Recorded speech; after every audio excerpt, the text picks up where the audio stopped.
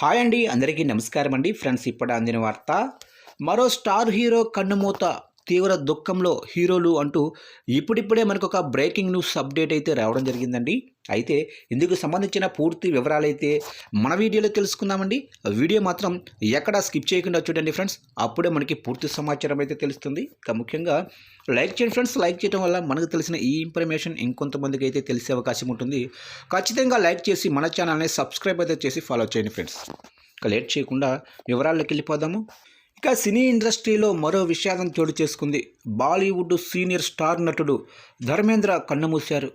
కొన్నాళ్ళ నుంచి అనారోగ్య సమస్యలతో బాధపడుతున్నారు. తాజాగా పరిస్థితి విషమించడంతో ఆసుపత్రిలో చేరారు.